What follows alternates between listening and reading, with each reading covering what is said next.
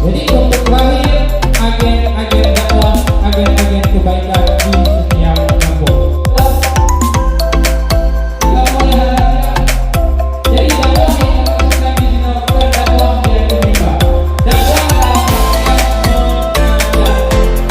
Dakwah dalam artian menyeru.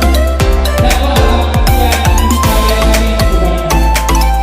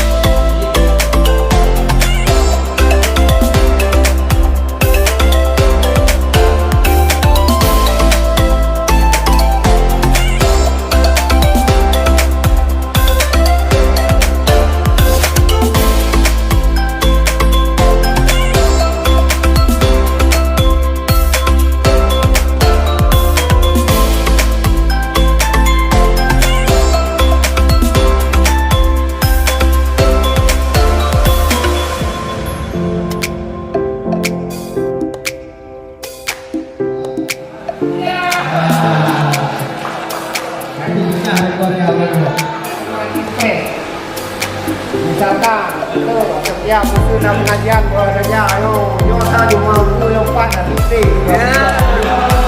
itu memberikan pemahaman tentang tidak adanya manfaat bagi pengguna berdirinya manfaat jangan dibawa karena jumlah yang tinggal itu karena pernah berkata berikan aku 10 pemuda maka akan selalu jangkan dunia ini.